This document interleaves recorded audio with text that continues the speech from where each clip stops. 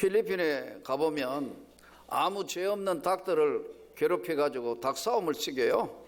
그래가지고 돈 걸고 닭싸움에가 이기면 한쪽이 받고 지고 닭이 피를 흘려가면서 싸우는 걸 사람들이 지켜보면 우리 닭 잘한다, 우리 닭 잘한다 해서 닭싸움 하는 게 필리핀에 또 태국에 닭싸움 많이 시켜요. 그럼 우리나라는 싸움 안 시키냐 하면 우리나라는 더 큰 거 싸움 시켜요. 소싸움이라고요. 청도에 가면 그냥 우리에 갖다 놓고 우리 소 이기라 해가지고 아무 죄 없는 소를 끌고 나와가지고 여러분 내 다리 힘 올려가지고 소끼리 죽기 살기 싸우고 피 흘리고 도망가면 와 해가지고 또 여러분 관람객들 해가 해요. 사람은 뭔가 내기 안 하면 못 사는 것 같아요. 그게 참 이게 천성이 그런 것 같아요. 제가 아는 어느 노회 목사님들끼리 뭐 이렇게 이런 운동도 저런 운동도 하니까 늘 지던 분이 자기가 가만히 생각해 보면 이길 수 있는 게 한 가지래요. 자기 별명이 물개래요. 물속에 들어가면 누구한테도 안 진다. 그래서 물속에 누가 오래 있느냐 해가지고 큰 물통 갖다 놓고 머리 잠가가지고 제일 이기는 사람한테 상금 주자 이랬대요.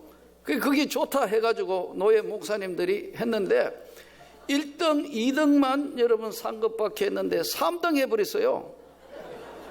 이번에 이제 그 특기가 뭐냐면 물속에 오래 참는 거, 이게 별명이 이제 어려서부터 물을 좋아했기 때문에 물개예요. 근데 1등 했는 사람은 얼마간 했느냐 하면은 2분 50초를 견디대요. 복식호흡이라고 나도 그거 처음 들어보는데 물속에서 어떻게 복식호흡이 가능한지 복식호흡을 평생에 연습하신 목사님이 하자 그래가 들어갔는데 이분이 1등 해버렸어요. 그럼 2등을 못 했는데 2등은 어느 교회 이제 부목사님들도 다 참석식인데 어느 부목사님이 물에 들어가가 나오려면 담임 목사님이 나오지마 해가 기절해버리대요. 기절해가지고 2분 30초를 견디버렸어요. 그 부목사님도 참 미련하지. 여러분 담임 목사가 나오지 마라 했는데도 그래도 나와야지 죽을 지경이면 기절할 때까지 안 나와가지고 그만 여러분 그분이 2등 했는데 자기는 견디다가 2분 10몇 초 만에 나와가 3등 해가 상급도 못 받았대요. 그 참 제가 볼 때는 어리석은 거잖아요 이게. 예? 내기 중에 제일 어리석은 내기가 뭔 줄 아세요? 먹기 내기예요. 가끔 보면 미련스럽게 뭐 햄버거 먹기 대회 해가지고 뭐 30개씩 먹어 치우는데 괜찮겠냐 먹는 거는 열심히 먹는 거 쳐다보면 보는 사람 어때요? 잘 먹는다는 것보다 저 괜찮겠냐 하는 생각이. 일본에서 어떤 먹기 대회 하는데 뭐 여자분이 가늘프더라고요. 뭐 체중도 뭐 한 50 몇 킬로도 채 안 나오는 체격도 작은 사람이 먹기 대회 여자분이 1등 했어요. 세상에 뭐 짜장면 먹기 대회 무슨 먹기 대회 이거 미련한 거 아니에요? 그래도 그걸 계속 해마다 하고 그거 이기면 하는데 그것도 연습하더라고요. 제가 한 번은 얼마나 먹는 문제 때문에 곤욕을 치렀냐면 저는 1974년도에 보병 제54단 신병교육대 입대를 했습니다. 대학교 4학년 때 조금만 며칠만 늦었으면 졸업하고 갈 건데 어떻게 해서 군대 입대를 하게 됐어요. 가을이었잖아요. 10월 달인데 10월 8일 보병 제54단 신병교육대를 갔는데 야 우리 군대 생활할 때는 춥고 배고픈 시절이니까 배가 얼마나 고픈지 모르겠어요. 훈련 쓸 때마다 먹는 것만 눈에 왔다 갔다 하는 거죠. 뭐 건빵 뭐 먹는 사람 숨겨서 먹는 사람 뭐 이렇게 옆에 보니까 이제 잠밥통이라고 이렇게 잘라 나온 데 보니까 뭐 먹는 게 떨어져 있는데 아무도 안 보면 그거 이렇게 주워 가지고 씻어라도 먹고 싶은. 근데 지나가면 제가 그랬어요. 아이고 하나님 한번 실컷 먹고 싶은데 너무 배고파요. 그런데 하나님이 거기에도 얼른 들어주시는 것 같아요. 그 며칠 뒤에도 아니고 그 다음 날인가 있는데 사역병을 모집하는 거예요. 54단 들판에 벼베기 사역자 막 줄 서가지고 연병장에 집합하길래 무슨 일인가 해서 막 이제 여러분 신병교육대 여자분은 안 가보기 때문에 잘 모르잖아요. 뭐 결의에 넘넘한 아들로 태어나 아들로 태어난 게 죄지. 정말 뭐 결의에 넘넘한 아들로 태어나 뭐 조국을 위하여 막 찬송이 아니고 군가지. 군가하면서 줄 쫙 섰는데 1열 2열 앉아 일어서 하더니 오늘 바깥에 벼베기 사역 이래 된 거예요. 갔어요. 그러니까 이제 쭉 이제 4명이 한조가 돼가지고 벼베기 하는데 농사를 안 지어본 제 입장에서는 이게 벼베기를 잘 못하잖아요. 그러니까 이제 낯들고 이러니까 아마 그 농부 아저씨가 저를 볼 때는 얼마나 웃기겠어요. 그러나 신병교육 때 이등병 하고 하니까 불쌍하니까 어쨌든 뭐 계속 일을 거두니까 이제 종료가 됐어요. 점심시간이에요. 점심시간 되는데 이분이 흰 쌀밥을 바게트에 해서 왔어요. 거기다가 큰 넙떡한 이게 거의 대야에 해당하는 그렇게 큰 접시가 어디 있는지 접시에 칼치, 이야, 거기다가 무에 파 해가 쫙 갖다 놓고 실컷 먹으래요. 안 그래도 지금 먹는데 지금 한이 맺힌 이등병들이 에라 모르겠다 먹었는데 난 지금 생각해도 그렇게 어떻게 먹은지 모르겠어요. 욕까지 먹었어요. 이러면 나오는 거예요. 이게 인간이 어떻게 너무 많이 먹어가지고 못 일어나기는 그때가 처음이에요. 너무 많이 먹은 거예요. 나만 그러지 4명이 다 그래요. 지금 쟤하고 똑같이 이렇게 세워져야 일나지 혼자는 못 일나는 거니까. 이러면 나오니까 얼마나 미련스러워요. 이만큼 채워가 이렇게 하면 나올 것 같아. 이렇게 돌아다니겠더니 이래가. 그래도 안 좋고 지금 목사하고 있잖아요. 이게 다 하나님의 은혜 아닙니까? 오늘 예수님이 이 본문에는 먹는 이야기로 시작하는 거예요. 베세다 들판에 예수님이 오늘 눈을 들어 큰 무리가 오는 걸 보고 예수님이 이렇게 이야기합니다. 우리가 어디서 떡을 사서 이 사람들을 먹게 하겠냐? 이 사건은 소위 우리가 잘 아는 오병이어의 사건인데 이 사건은 굉장히 중요한 예수님 사역의 중요한 사건이기 때문에 이 사건을 마태복음, 마가복음, 누가복음, 요한복음에 마태복음 14장, 마가복음 6장, 누가복음 9장, 요한복음 6장에 다 기록된 사건이에요.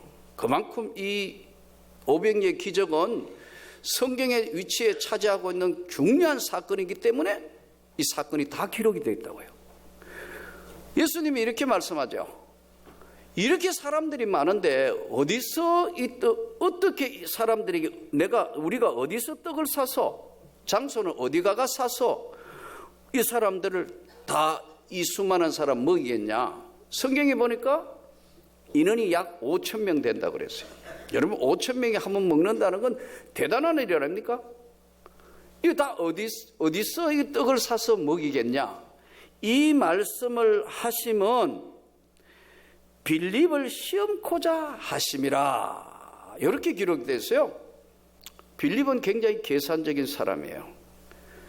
빈틈이 없어요.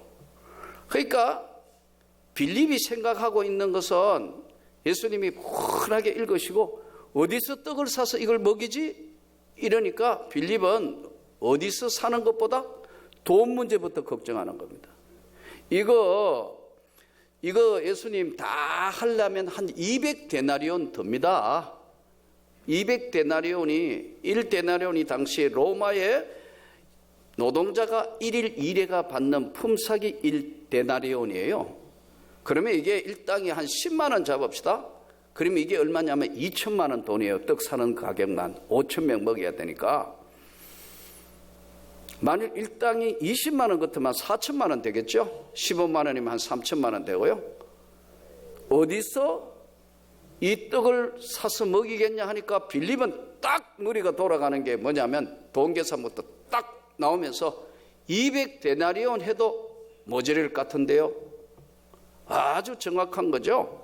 계산적이고 치밀하고 냉철한 논리 일환으로 예수님께 이야기했는데 예수님은 미리 그렇게 나오실 줄 알고 이는 빌립을 시험코자 함이라 그랬어요. 그런데 한쪽에 안드레가 예수님의 이제 제자 중 시몬의 베드로의 형제 안드레가 예수님한테 오더니 이렇게 이야기해요. 예수님, 여기 한 애가 하나 있는데 얘기가 우리로 얘기하면 도시락을 가져왔습니다. 그 도시락 내용이 뭐죠? 보리떡 조그만한 거 5개, 큰 것도 아닌 보리떡, 보리개떡, 우리 어린 때 이야기하면 그런 작은 보리떡 5개와 물고기 2마리가 있습니다. 이 물고기도 우리처럼 뭐 어떤 큰 고기가 아니고 고등어나 이런 고기가 아니고 조그만한 갈릴리 호숫가에 잡는 조그만한 아이가 몇 번 베어 먹으면 없는 작은 고기예요. 보리떡, 개떡 우리로 얘기하면 5개와 물고기 작은 2마리가 있습니다. 아마 이 어린아이에게 누가 주워 보냈을까요? 성경은 침묵하지만 유추해 볼 때 아마 그 어미가 아니면 가까운 사람이 배골지 마라 돌아다니면서 사 먹을 때도 마땅치 않으니까 준 거 아니겠습니까? 근데 안드레가 여기 아이에게 이렇게 있는데 보리떡 5개와 물고기 2마리 가지고 있는데 이 많은 사람에게 이게 뭐 도움 되겠습니까? 그런데 예수님이 이 사람들로 앉게 해라. 5,000명을 다 앉게 하고 어린아이 가지고 있는 그걸 예수님이 축사하시고 축복하시고 사례하셨다. 감사했다. 축복하시고 감사해서 예수님이 나누어 주는데 5,000명이 먹고도 12광주리가 남는 사건을 성경이 기록하고 있단 말이에요. 여기서 오늘 예수님이 우리 삶에 축복의 손을 내밀 때만 하나님의 역사가 나타난다. 이걸 지금 빌립에게는 시험해보고 안드레에게는 하나님의 역사의 손길을 보여주시는 사건이에요.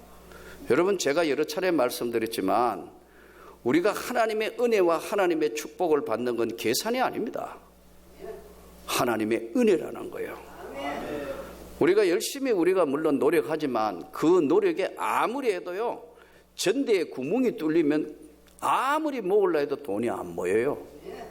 그러나 하나님이 주시려고 마음을 먹으셔서 하나님 앞에 받을 만한 그릇이 될 때는 성경은 정확하게 약속하시기를 30배, 60배, 100배의 결실을 얻느니라. 축사. 예수님이 마음 먹고 영광을 부르짖으면서 축복하시고 나누어 주시는 축복하시고 감사하니까요, 12광주리가 남았더라. 이것은 우리가 인생 사는 삶을 어떻게 살아야 되는가의 자세를 보여준 겁니다. 없다고 여러분 불가능한 것이 아니에요. 없다고 없는 것이 아니라 주님이 안 계시는 것이 없는 거예요. 모르는 거예요. 영적 맹인이니까. 여러분, 성경에 기록된 하나님의 역사의 사건은 2가지로 해요. 하나는 단독 사역이라 그러는데 하나님이 한순간에 혼자서 다 하시는 거, 이거는 창조 사역. 창조하실 때는 하나님이 능력의 손으로 빛이 있으라 하시면 빛이 생겨나고, 창조하실 때 우리 인간의 몸도 창조하실 때 하나님 보시기에 심히 좋았더라. 창조하시는 것은 누구하고 협력해서 한 게 아니고 단독 사역으로 하시는 거예요. 하나님 그분이 역사를 하시고 손을 들어서 그대로 혼자서 진행하시는 것을 우리는 하나님의 단독 사역이라 그래요. 그러나 거의 대부분의 하나님의 역사는 성경을 따라오면 신인, 인간과 하나님이 협력해서 주시는 은혜, 이걸 신인 협력이라 그래요. 이 오병이의 기적도 예수님이 보리떡 5개와 물고기 2마리 없어도 하세요. 창조하실 수 있지만 그 어린아이가 하나님 앞에 내어놓은 거, 안드레가 이거 얼마 되겠습니까? 아이가 가져왔는데 예수님 거기에 축복하시는. 저는 여러분이 이 은혜의 축복의 손에 한번 복을 받기를 축복합니다. 인간이 아무리 굴러도 아무리 머리 쓰고 깨 불러봐요 되는가? 안 돼요. 하나님의 백성은 하나님이 축복하셔야 이게 복을 받는 거예요, 원리가. 예. 근데 그걸 모르시는 거예요. 모르기 때문에 하나님은 섬세한 분이에요. 신인 협력하시기도 하고 어떨 때는 단독하시지만 이런 사건은, 오병이의 사건은 거의 아무것도 없이 하실 수 있지만 그 어린아이의 정성을 보고 거기에 예수님이 손을 얹어 축복하시는 겁니다. 여러분, 제가 가끔 이야기하잖아요. 돈에 눈이 달렸다고. 돈의 시력이 얼마나 그랬죠? 10.0이라 그랬죠. 돈이 사람 훨씬 먼저 알아봅니다. 이렇게 보고 받을 만한가 보거나 붙는 거죠. 10.0이요. 저쪽에 1.2가 쫓아오면 전 그러게 안 되니까 안 돼 하고 피해 본다니까요. 그거는 아멘이 아니에요. 안 된다니까요. 그릇이 될 때 하나님이 복을 주시는 거라니까요. 이것은 신앙의 원리에 사복음서에 다 기록되어 있는 이 사건은 신인이 협력하는 것이 무엇인가를 우리에게 보여주는 중요한 내용이고 사건입니다. 저는 여러분들이 이 말씀에 한번 놀라운 축복의 여러분의 장이 열리기를 원합니다. 원리가 딱 한 가지예요. 신인 협력.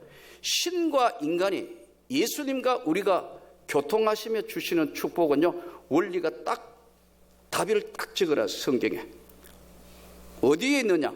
잠언서 22장 4절. 겸손과 여호와 경외함의 보상은 재물과 영광과 생명이니라. 답을 정확하게, 첫째가 뭐냐? 겸손해야 된다는 거예요. 하나님 보시기에 겸손할 때 주시는 거예요. 교만하면 주신 것도 도로 거두시는 거예요. 다 해서 가져와. 도로 가져가십니다. 그러니까 여러분, 끝까지 주님 앞에 우리 모두 겸손하기를 축복합니다. 겸손과. 그래서 칼빈은 덕목을, 크리스찬의 덕목이 뭐냐 이렇게 했을 때 첫째도 겸손, 둘째도 겸손, 셋째는요 하니까 셋째도 겸손입니다 이렇게 되다. 끝까지 겸손과 여호와를 경외한다. 경외가 뭐죠? 공경하고 두려워하는 겁니다. 하나님을 공경하고 이거 아닙니다 하면은 잘못했습니다 예수님. 즉시 공경하고 두려워하는 것.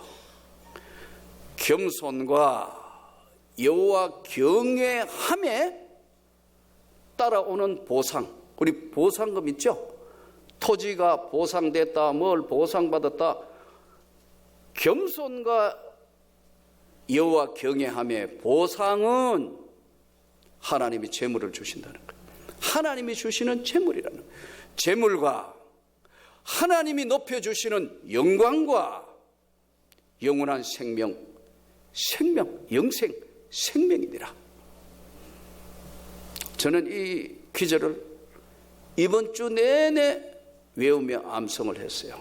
늘 아는 것이지만 우리 전부 오늘은 이 오병이의 기적의 사건은 예수님이 단독으로 하실 수 있지만 어린아이 하나한테 다 가져오는 거, 빌립은 시험해보고 안드레가 아이 거 받아가 얼마 되겠습니까? 이럴 때 축사하시고 원하는 대로 나눠주신다. 어느 정도만 먹은 게 아니고 원하는 대로 실컷 먹도록 나눠주고도 12바구니에 남는 이 놀라운 사건. 이것은 하나님과 인간의 신인 협력에서 나타나는 그 은혜. 저는 여러분에게 있으시기를 축복합니다. 교회에 있으시기를 축복합니다. 하나님의 영광을 위한 것 한번 따라합시다. 겸손과 여호와 경외함의 보상은 재물과 영광과 생명이니라. 그렇게 되기를 축복합니다. 제가 한 주간 그 경상도 문경 지역에 가서 연합집회 강사로 갔는데 참 그 강사 갔더니 시골이라 좀 좋은 호텔까지 나가려면 목사님 한 30분 나가야 된다니, 아이고 싫다고, 가까이 아무데나 잘 먹고 잘 자니까 아무 관계 없다고, 왔다 갔다 하기 너무 힘드니까.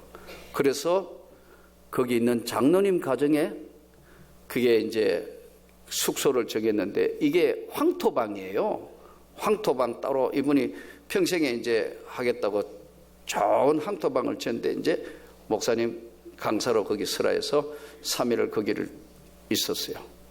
근데 이제 그 장로님하고 목사님이 이야기를 하세요. 이 장로님이 아마 젊은 날 사우디 가고 이렇게 해가 젊은 날 돈을 좀 벌었는데 뭘 투자를 잘못해가 왕창 다 날리고 빈손, 완전히 빈손 들고 시골에 내려온 거예요.